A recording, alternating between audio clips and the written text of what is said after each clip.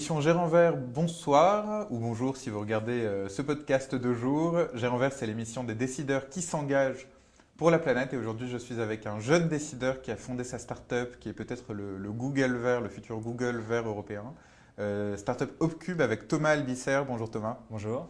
Alors Hopcube, si j'ai bien compris, c'est un agrégateur de données sur des produits sous l'angle de la responsabilité de ces produits, de leur greenitude. C'est ça.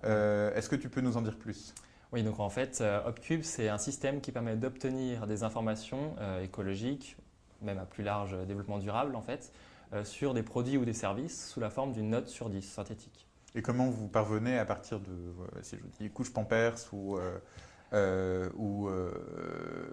Braze Cola, comment connaissez-vous la note écologique de ce produit?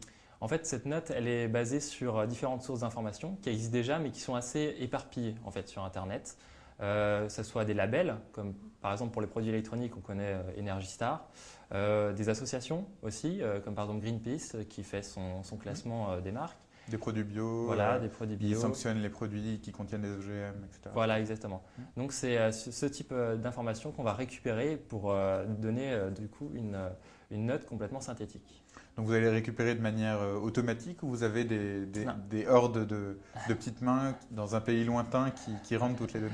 Non, c'est automatique. On a choisi de faire ça avec nos mains finalement. Donc puisqu'on est 3 informaticiens, donc on a créé des moulinettes qu'on peut appeler des moulinettes qui vont chercher toutes ces informations de manière automatique. Donc quand je parlais de Google en intro, c'était à raison semble-t-il parce que vous avez finalement c'est des crawlers. Voilà, c'est de ça. données. C'est des crawlers de données, d'ailleurs comme Google en utilise effectivement. Et vous avez le droit d'aller chercher ces informations sur le site de Greenpeace, sur des agrégateurs de…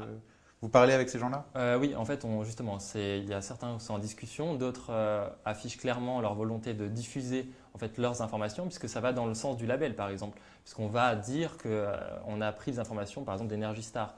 Donc, ça va dans le sens d'Energy Star. En général, ils sont plutôt contents quand on leur dit qu'on va utiliser les informations. C'est dans leur but. Donc Energy Star, c'est une société?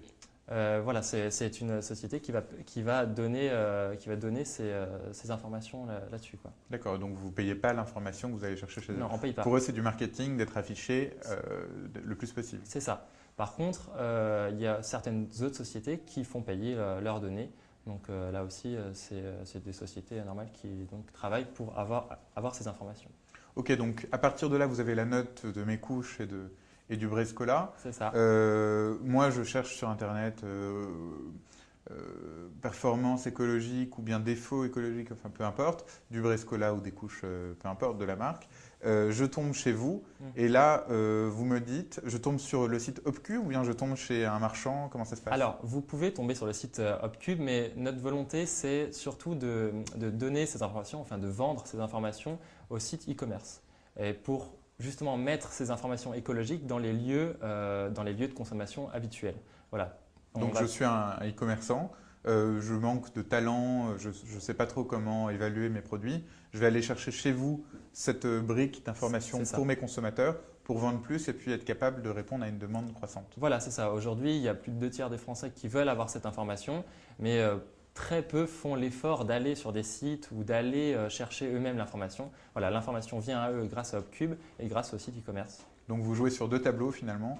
Une force industrielle française qui est le e-commerce, parce que la France est très forte dans le domaine, et la vague qui, on espère, n'échouera pas sur une plage, mais se transformera en tsunami sans mauvaise association, afin que tous les produits, c'est-à-dire que les produits qui ne soient pas responsables dans leur conception, dans leur diffusion et dans la fin de leur cycle de vie, soient mieux valorisés et mieux consommés. Exactement, c'est valoriser le travail donc, du constructeur et donc mettre en avant ces informations sur le site e-commerce, voilà, sans effort.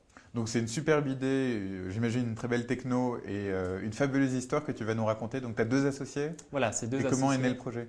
Donc le projet il est né grâce à un concours, en fait c'est l'Imagine Cup de Microsoft, c'est un concours destiné aux étudiants. Donc on était étudiants et le thème du concours c'était imaginer, trouver une solution pour aider le développement durable en informatique. Donc nous on s'est plongé dans le monde du développement durable qu'on ne connaissait pas il y a maintenant 1 an et demi et on a plus ou moins trouvé donc des idées, on a pris beaucoup de contacts et au fur et à mesure, Upcube est devenu ce qu'il est aujourd'hui. Donc c'est la même équipe qu'au début, vous êtes soudés. Pratiquement, voilà, on était 4 au début, maintenant on n'est plus que 3. Ça coûte moins cher. Ça coûte moins cher, c'est ça. Donc 3 qui sont en train donc de créer cette société, cette start-up. Voilà. Et donc on a fini deuxième français avec cette idée.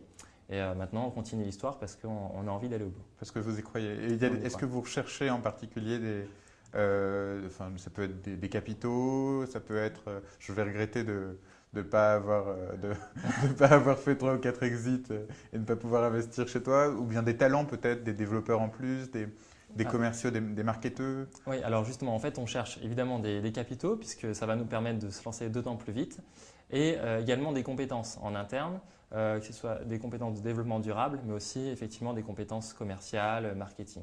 D'accord, donc vous n'êtes pas là pour rigoler, Non, c'est clairement. une boîte, quoi. Ouais, on y va, on a confiance et on va aller au bout.